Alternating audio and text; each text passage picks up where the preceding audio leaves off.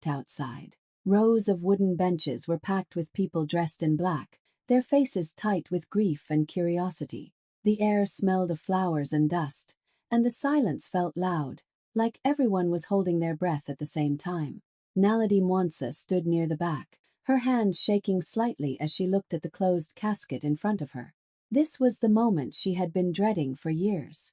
Agnes Mwansa was not just her grandmother. She was her safe place.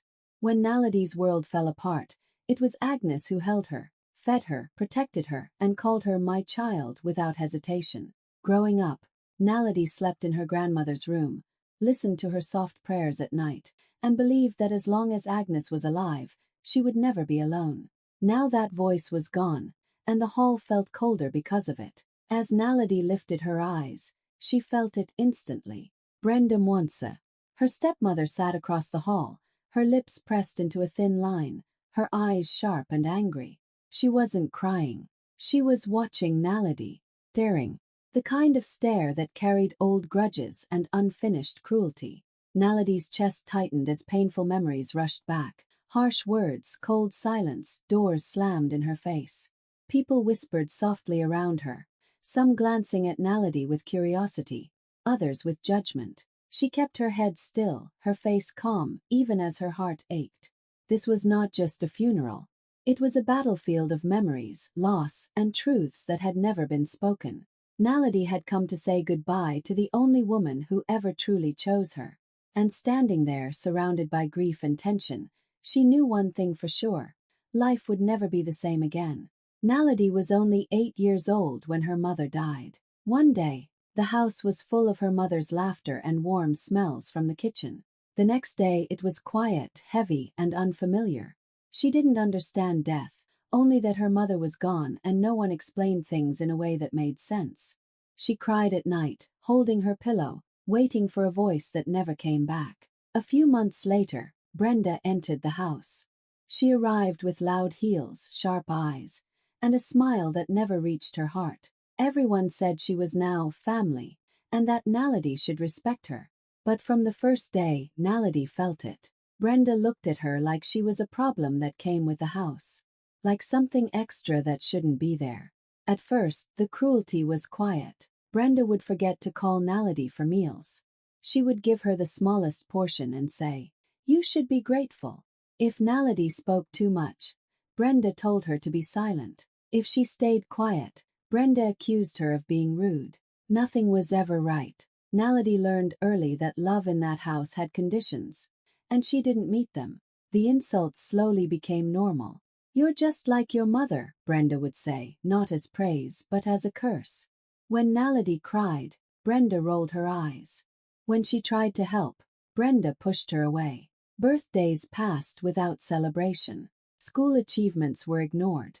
Naledi began to feel invisible, like she was shrinking day by day. The only thing standing between Naledi and complete darkness was her grandmother, Agnes. Agnes noticed everything. She noticed the missed meals, the sadness in Naledi's eyes, the way the child flinched at raised voices. At night, Agnes would call Naledi into her room, rub her back and whisper, "You are not unwanted here." Those words became Naledi's strength. Agnes made sure Naledi ate. She attended school meetings. She defended her when Brenda complained. Sometimes she argued with Brenda in low, angry voices behind closed doors. Other times, she simply held Naledi's hand tighter, like a silent promise that she was not alone. In a house full of coldness, Agnes was warmth. But even with Agnes there, the neglect left scars. Naledi stopped asking for things. She stopped expecting kindness. She learned how to disappear into corners, how to clean quietly, how to cry without sound. Childhood ended early. Survival began. Now, standing at the funeral, Naledi felt that old pain rise again. The woman who protected her, who stood like a shield between her and cruelty, was gone. Brenda was still there. The house, the memories, everything felt exposed. For the first time in her life, Naledi realized something terrifying and clear. The shield that saved her childhood was buried in front of her.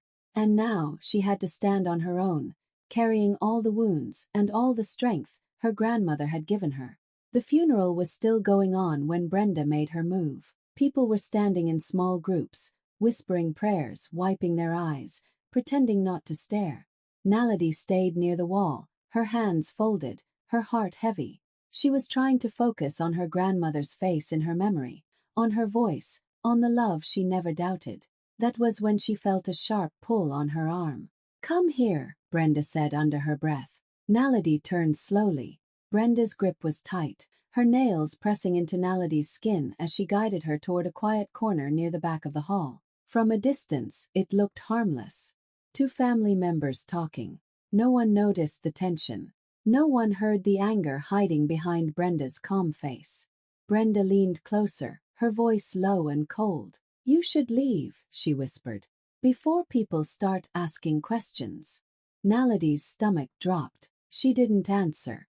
She just looked at Brenda, waiting. Brenda's lips curved into a thin, cruel smile. "You know how people talk," she continued. "They'll wonder why you're here.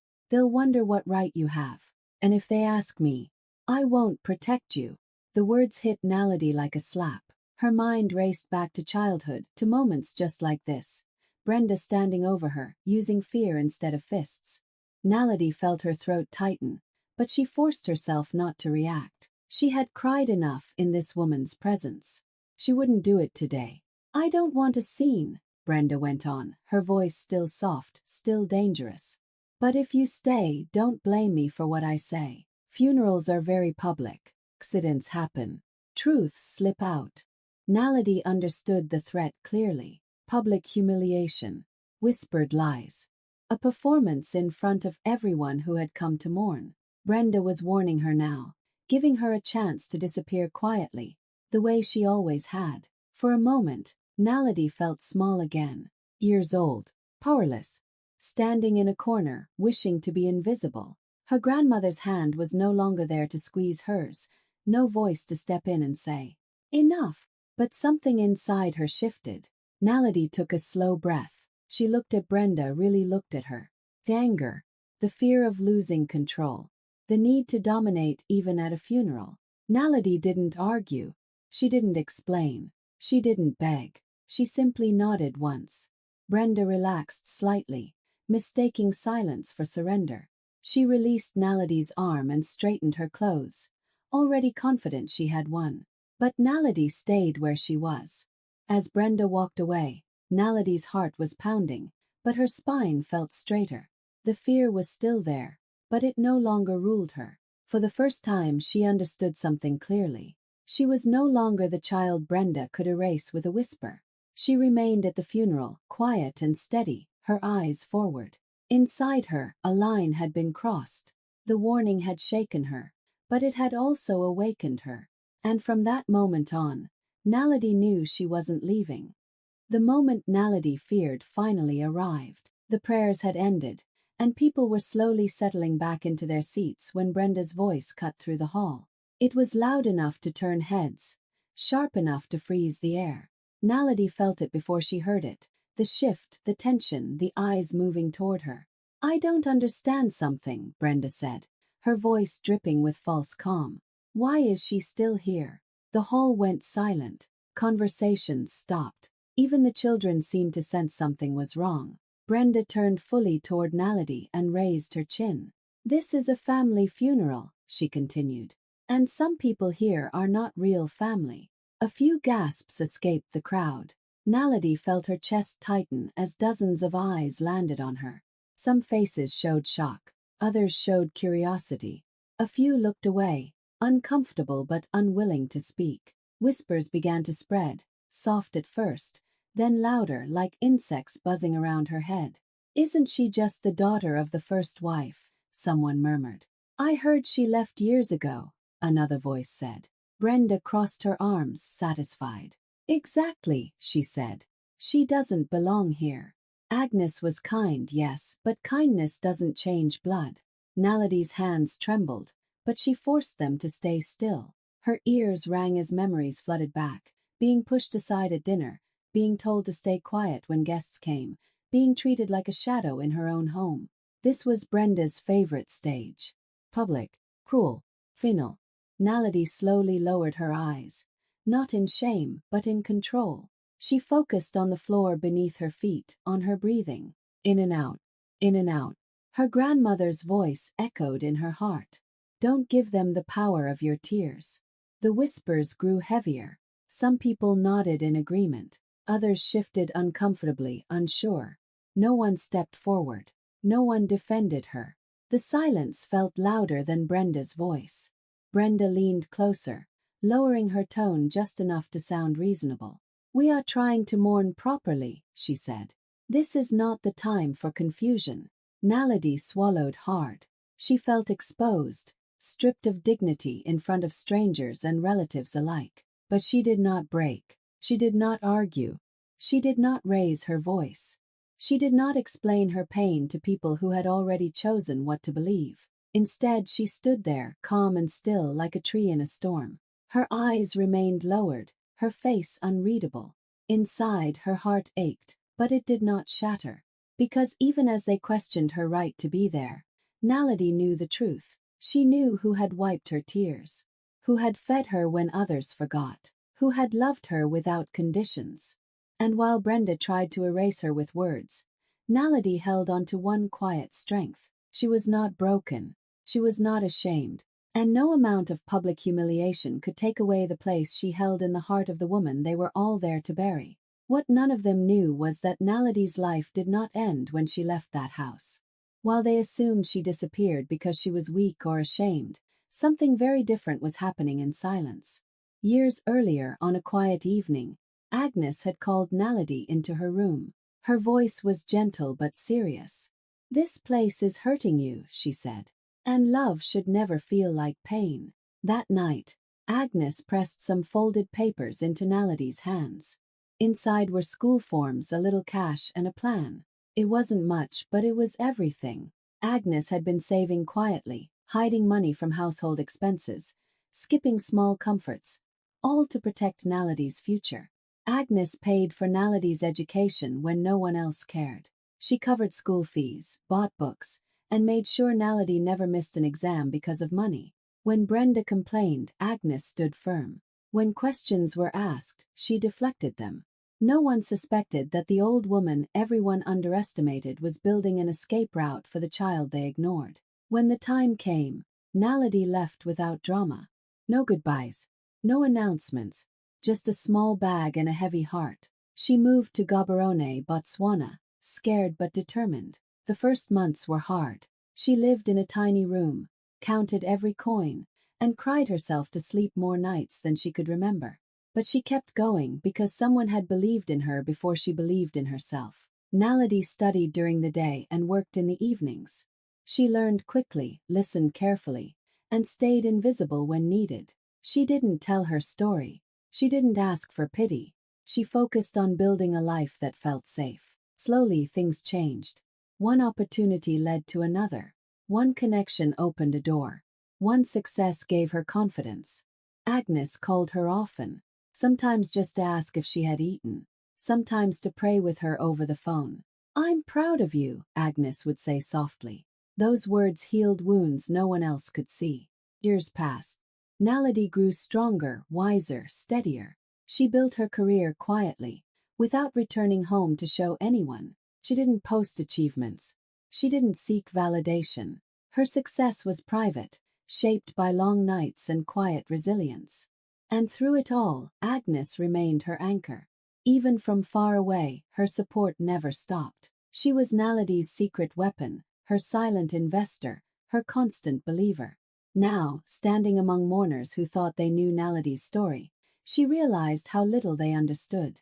They saw a quiet woman and assumed she was nothing. They had no idea she had already survived alone, built herself from pain, and succeeded without applause. What they never knew was that Naledi had not been abandoned. She had been prepared. In Gaborone, Naledi became someone people trusted. Not overnight and not loudly, but slowly and with purpose. She worked hard, listened more than she spoke, and learned every detail of her field. Over time, her name began to carry weight. When clients needed honest advice, they asked for Naledi. When deals were sensitive, they called her. She became a respected property consultant, known for her calm voice and sharp mind. She didn't chase attention. She built relationships. She studied markets, understood people, and made smart decisions. One good investment turned into another. Small properties became bigger ones. Quiet savings turned into stable assets. She learned how money moved, how influence worked, and how silence could be powerful. Soon, she wasn't just advising others. She was investing herself. Naledi built a strong network across cities and borders. Bankers trusted her judgment. Lawyers respected her discipline. Developers valued her honesty. She never needed to raise her voice or prove her worth. Her work spoke for her. In rooms full of confident men and loud egos, Naledi remained steady, and that steadiness made people listen. Yet no one back home knew any of this.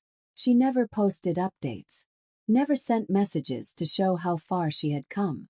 She didn't return to Zambia to prove a point or demand respect. The past had already taken enough from her. She refused to let it define her success.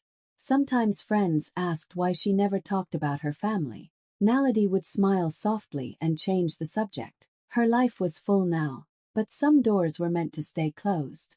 Only Agnes knew the full truth. She knew about the deals, the progress, the growth. When Naledi sent money, Agnes used it carefully, never boasting, never telling anyone where it came from. They shared a quiet pride that didn't need witnesses. And now, Naledi stood at the funeral, dressed simply, blending into the crowd. No one suspected the life she had built. No one imagined the influence she carried. To them, she was just the quiet girl who had left years ago. She hadn't come back to show success. She hadn't come to correct assumptions or silence whispers. She had come for one reason only, to bury the woman who loved her when no one else did. As Naledi looked at the casket, her heart filled with gratitude and grief. Everything she had become traced back to Agnes's belief. And in that moment, surrounded by people who underestimated her, Naledi felt no need to explain herself. Her success had never been about proving them wrong. It had always been about honoring the woman who believed she could rise. The burial ended quietly. Soil covered the casket, prayers were whispered, and people slowly began to drift away in small groups. The tension from earlier still hung in the air, heavy and uncomfortable. Naledi stood a few steps back, her eyes fixed on the fresh earth, saying her final goodbye in silence. When she turned around, she felt it again, that familiar sense of being watched. That was when the sound broke through the quiet. Engines. Not the usual noise of old cars starting up, but deep, smooth sounds that didn't belong there. One by one, luxury vehicles rolled toward the burial grounds. Black sedans, tinted windows, perfectly clean, completely out of place among the dust and gravel. People stopped walking. Conversations paused mid-sentence. Heads turned. The cars came to a slow stop near the entrance. Doors opened in perfect timing. Men in dark suits stepped out, polished shoes touching the ground carefully. They looked around calmly, not lost, not confused, like they knew exactly where they were and why they had come. Brenda froze. Her face lost color as she watched them. Her eyes moved from one man to another, her lips parting slightly as confusion turned into fear. This was not part of her plan. This was not how funerals usually ended. Naledi noticed the shift immediately. The whispers changed tone. Curiosity replaced judgment. People began to stand taller, straighten their clothes, suddenly aware that something important was happening. Naledi didn't rush. She didn't look surprised. She took a slow breath and stepped forward, her movements calm and deliberate. The same woman who had stood quietly through humiliation now walked with steady confidence. As she approached, one of the men smiled and nodded respectfully. "Ms. Mwansa," he said, extending his hand. "We're sorry for your loss." Naledi shook his hand gently. "Thank you for coming," she replied. Brenda's eyes widened. Another man stepped closer. "Everything is ready," he said. "Whenever you are." Naledi nodded once. "Give us a moment," she said softly. The men stepped back, waiting. People stared openly now. No one whispered. No one spoke. The woman they had dismissed moments earlier was being greeted with respect, with formality, with recognition. Brenda stood rigid, her hands clenched, her mouth unable to form words. Naledi glanced briefly in her direction, not with anger, not with pride, but with quiet certainty. Then she turned back to the men. Introductions began. Names, titles, connections spoken calmly, clearly. Each one revealed another layer of truth that had been hidden in plain sight. And as Naledi stood there, composed and unshaken, one thing became clear to everyone watching. The woman they thought was alone had never been alone at all. She had simply been waiting in the dark, until the right moment to step into the light. The murmurs hadn't even settled when one of the men in the suit stepped forward. He cleared his throat gently, not to demand attention, but somehow everyone fell silent anyway. His presence carried authority, the kind that didn't need to be loud. "My name is Mr. Firai," he said calmly. "I was Agnes Monsa's legal representative." A wave of surprise moved through the crowd. He opened a leather folder and adjusted his glasses. Before Agnes passed, she made very clear final arrangements. She asked that they be shared today, in the presence of witnesses. People exchanged glances. Funerals rarely came with announcements like this. Naledi stood still, her hands folded in front of her. Her face showed no shock, only quiet respect. Mr. Firai continued. Agnes Monsa appointed her granddaughter, Naledi Monsa, as the sole executor of her estate. The words landed hard. Brenda sucked in a sharp breath. "What?" she blurted out before she could stop herself. The lawyer didn't react. "This decision was made years ago," he said evenly, "and reaffirmed multiple times." He turned another page. "There are properties held in trust, accounts that were legally protected, documents signed, sealed, and witnessed. Everything was prepared carefully." Whispers exploded around them. "Properties in trust? How is that possible?" Mr. Firai raised his hand slightly. The noise faded. "Agnes Monsa was very intentional," he said. "Some assets were kept private for safety and clarity. Others were placed under Naledi's management to be handled responsibly." Brenda's face hardened. "That doesn't make sense," she said, her voice shaking. "She was an old woman. She didn't have much." The lawyer met her eyes calmly. "She had enough, and she was wise." He turned back to Naledi. "Ms. Monsa has full authority to manage, distribute, and protect these assets according to Agnes Monsa's written wishes." Naledi nodded slowly, emotion rising in her chest. She remembered Agnes saying, "One day they will see you clearly, just not today." Her throat tightened, but she stayed composed. Brenda took a step back, her confidence crumbling. All those years she believed Naledi was dependent, weak, and easily erased. All those years she thought power lived only in loud voices and public control. She was wrong. Naledi had never been powerless. She had been patient. The lawyer closed the folder. "All legal matters will be handled formally," he said. "Today is for mourning." Silence filled the space again, but it felt different now. Heavy with truth, heavy with realization. Naledi stood among them, still quiet, still calm. But the ground beneath the assumptions had shifted. And Brenda, for the first time, understood that the girl she tried to erase had grown into a woman she could no longer control. For a long moment after the lawyer finished speaking, no one moved. The truth hung in the air, heavy and uncomfortable. Naledi could feel every eye on her, waiting. Some faces were confused. Some were curious. Others already carried guilt. Naledi took a slow step forward. She didn't raise her voice. She didn't look angry. Her hands were steady, even though her heart was racing. When she spoke, it was calm, but it carried weight. "I didn't come here to argue," she said softly. "And I didn't come to embarrass anyone." People leaned in without realizing it. "I came to bury the woman who raised me," Naledi continued. "The woman who fed me, protected me, and loved me when I had nowhere else to go." She paused, letting the words sink in. "For many years," she said, "I stayed quiet, not because I had nothing to say, but because silence was safer. I was a child who learned early how to disappear." Some heads slowly lowered. "I was told I didn't belong," Naledi went on. "I was ignored at my own table. I was spoken to with cruelty and pushed aside in public and in private. And every time my grandmother stood between me and that pain. Brenda stiffened, but she said nothing. Naledi took a folded paper from her bag. Her hands trembled slightly as she opened it. My grandmother wrote this, she said. She asked that it be read if I ever needed my voice. The crowd grew still. Naledi read slowly, carefully. To anyone who ever questioned her place in this family, the letter said, know that Naledi is my child in every way that matters. I watched her suffer in silence, and I protected her the best I could.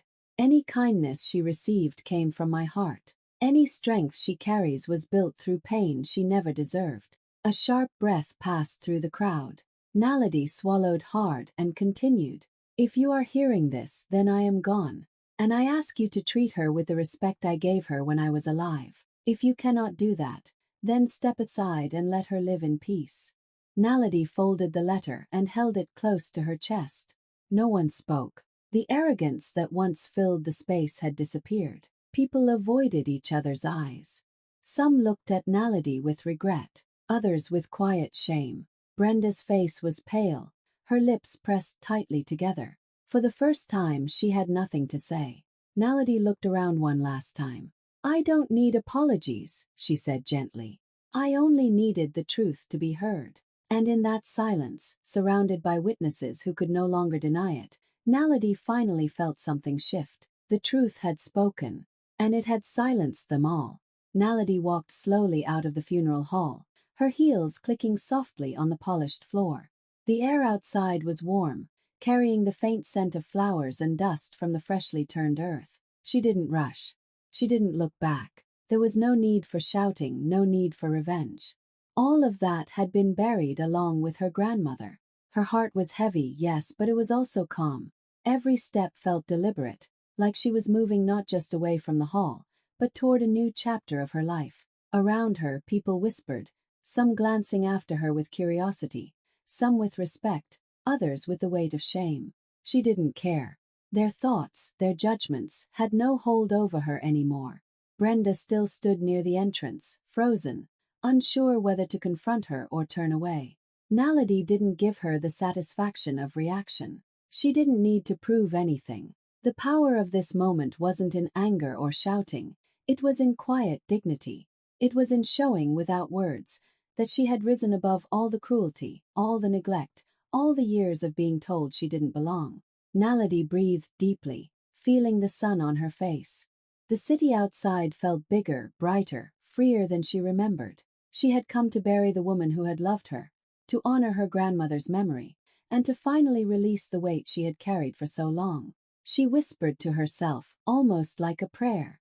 She told me to leave the funeral, but she didn't know I had already outgrown her hatred.